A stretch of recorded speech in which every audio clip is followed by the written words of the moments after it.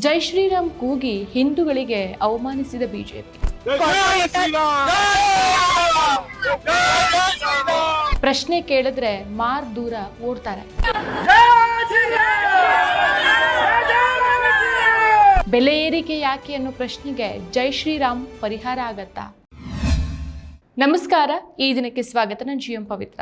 ಸ್ನೇಹಿತರೆ, ಇತ್ತೀಚೆಗೆ social media ತುಂಬ ಒಂದು ವಿಡಿಯೋ ವೈರಲ್ ಆಗ್ತಾ ಇದೆ. ಆ ವಿಡಿಯೋ ನೋಡಿದ್ರೆ ನಿಜವಾದ ಭಾರತೀಯರಿಗೆ ಕೋಪ ಉಕ್ಕಿ ಬರೋದಂತೂ ಸತ್ಯ. ಒಬ್ಬ ಪತ್ರಕರ್ತೆ ಬಿಜೆಪಿ ರಾಜಕಾರಣಿಯನ್ನ ಸರಳವಾಗಿ ಪ್ರಶ್ನಿಸ್ತಾಳೆ. ಬಿಜೆಪಿ 30 ವರ್ಷದಿಂದ ಅಧಿಕಾರದಲ್ಲಿದೆ, ಆದರೆ ಮದ್ಯದ ವ್ಯಾಪಾರ ಇನ್ನೂ ಮುಂದುವರೆದಿದೆ, ಇದಕ್ಕೇನು ಹೇಳ್ತೀರಾ ಅಂತ ಕೇಳ್ತಾಳೆ. ಸೊ ಇದು ಸಾಮಾನ್ಯ ಒಂದು ಪ್ರಶ್ನೆ. ಇದಕ್ಕೆ ಯಾರು ಬೇಕಿದ್ರೂ ಉತ್ತರ ಕೊಡ್ಬೋದು. ಅಭಿವೃದ್ಧಿ ಮಾಡಿದ್ದೇನು, ಜನರ ಸಮಸ್ಯೆಗಳನ್ನ ಹೇಗೆ ಬಗೆಹರಿಸಿದಿರಿ ಅಂತ ಕೇಳಿದ್ರೆ ಉತ್ತರ ಕೊಡೋದು ರಾಜಕಾರಣಿಗಳ ಕೆಲಸ ಕೂಡ. ಆದರೆ ಅಲ್ಲಿ ಏನಾಯಿತು, ಬಿಜೆಪಿ ಕಾರ್ಯಕರ್ತರು ಆ ಪತ್ರಕರ್ತೆಗೆ ಮಾತಾಡೋಕ್ಕೂ ಸಹ ಬಿಡದೇನೆ ಬದಲಿಗೆ ಜೈ ಶ್ರೀರಾಮ್ ಜೈ ಶ್ರೀರಾಮ್ ಅಂತ ಘೋಷಣೆಯನ್ನು ಕೂಗೋಕೆ ಶುರು ಮಾಡ್ತಾರೆ. ಪ್ರಶ್ನೆ ಕೇಳಿದವರನ್ನ ಸುತ್ತುವರೆದು ಕೂಗಾಡಿ ಅಲ್ಲಿಂದ ಬಿಜೆಪಿಯವರು ಕಾಲ್ ಕಿತ್ತು ಓಡ್ತಾರೆ. ಉತ್ತರನೇ ಇಲ್ಲ, ವಿವರಣೆ ಇಲ್ಲ, ಕೇವಲ ಘೋಷಣೆ ಮತ್ತು ತಪ್ಪಿಸ್ಕೊಳ್ಳೋದು ಮಾತ್ರ ಅವ್ರಿಗೆ ಗೊತ್ತಿತ್ತು. ಇದೇನು ಬಿಜೆಪಿಗೆ ಹೊಸ ವಿಷಯ ಅಲ್ಲ.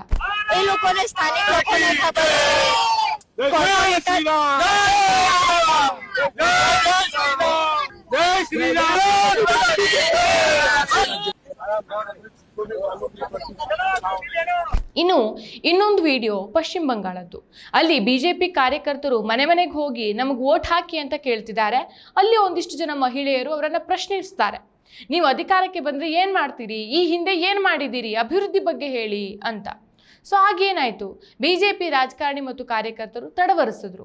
ಉತ್ತರ ಕೊಡೋಕೆ ಸಿದ್ಧರೇ ಇರಲಿಲ್ಲ. ಬದಲಿಗೆ ಅವರ ಬಾಯಿಂದ ಬಂದಿದ್ದು ಒಂದೇ ಮಂತ್ರ, ಜೈ ಶ್ರೀರಾಮ್ ಜೈ ಶ್ರೀರಾಮ್. ಅಲ್ಲಿಂದ ಕೂಗಿ ಅಲ್ಲಿಂದ ನುಣುಚ್ಕೊಂಡು ಹೋಗ್ತಾರೆ. ಮಹಿಳೆಯರ ಪ್ರಶ್ನೆಗೆ ಉತ್ತರ ಇರಲಿಲ್ಲ, ಅಭಿವೃದ್ಧಿ ಬಗ್ಗೆ ಕೇಳಿದ್ರೆ ಉತ್ತರ ಇಲ್ಲ, ರಸ್ತೆ, ನೀರು, ವಿದ್ಯುತ್, ಉದ್ಯೋಗ ಯಾವುದಕ್ಕೂ ಉತ್ತರ ಇಲ್ಲ. ಕೇವಲ ಜೈ ಶ್ರೀರಾಮ್ ಘೋಷಣೆ ಮೂಲಕ ತಪ್ಪಿಸ್ಕೊಂಡ್ರು.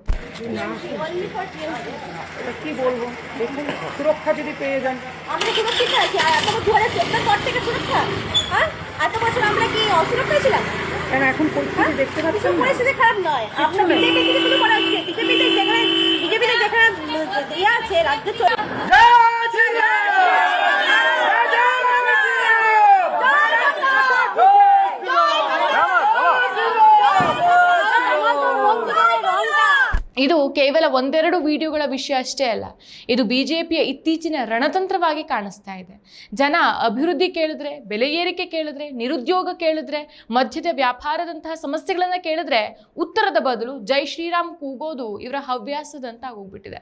ಇದು ಯಾವುದೇ ಚರ್ಚೆಗೆ ಅವಕಾಶವನ್ನ ಕೊಡೋದಿಲ್ಲ, ಜನರ ಪ್ರಶ್ನೆಗಳನ್ನ ಗಂಭೀರವಾಗಿ ತೆಗೆದುಕೊಳ್ಳೋದಿಲ್ಲ. ಬದಲಿಗೆ ಧಾರ್ಮಿಕ ಘೋಷಣೆಯನ್ನ ರಾಜಕೀಯ ಆಯುಧವಾಗಿ ಇವರು ಬಳಸ್ಕೊಳ್ತಿದ್ದಾರೆ. ಹಿಂದೂಗಳು ಜೈ ಶ್ರೀರಾಮ್ ಅಂತ ಹೇಳೋದು ಹೊಸ ವಿಷಯ ಏನಲ್ಲ. ಇದು ನಮ್ಮ ಸಂಸ್ಕೃತಿಯ ಒಂದು ಭಾಗ. ರಾಮನನ್ನ ದೇವರಾಗಿ, ಮಾದರಿ ಪುರುಷನನ್ನಾಗಿ ಪೂಜಿಸ್ತಾರೆ. ಅವರ ಹೆಸರನ್ನ ಭಕ್ತಿಯಿಂದ, ಗೌರವದಿಂದ ಉಚ್ಚರಿಸ್ತೇವೆ. ಆದರೆ ಇಲ್ಲಿ ಬಿಜೆಪಿ ಕಾರ್ಯಕರ್ತರು ಹಾಗೂ ಬಿಜೆಪಿಯ ರಾಜಕಾರಣಿಗಳು ಈ ಘೋಷಣೆಯನ್ನು ಬಳಸ್ತಾ ಇರೋದು ತಪ್ಪಿಸ್ಕೊಳ್ಳೋಕೆ, ಪ್ರಶ್ನೆಗಳಿಗೆ ಉತ್ತರ ಕೊಡದೇನೆ ಓಡ್ ಹೋಗೋಕೆ. ಇದು ಹಿಂದೂಗಳ ಭಾವನೆಗಳನ್ನು ಅವಮಾನಿಸಿದಂತಲ್ಲದೆ ಮತ್ತಿನ್ನೇನಾಗೋಕ್ಕೆ ಸಾಧ್ಯ? ಜೈ ಶ್ರೀರಾಮ್ ಅನ್ನೋದು ಧಾರ್ಮಿಕ ನಂಬಿಕೆಯ ಸಂಕೇತ. ಅದನ್ನು ತಮ್ಮ ಸ್ವಾರ್ಥಕ್ಕೆ, ಜನರಿಂದ ತಪ್ಪಿಸ್ಕೊಳ್ಳೋಕೆ ಬಳಸೋದು ಸರಿಯಲ್ಲ. ಇದು ಹಿಂದೂ ಸಮುದಾಯಕ್ಕೆ ಮಾಡಿದಂಥ ಒಂದು ಅವಮಾನ.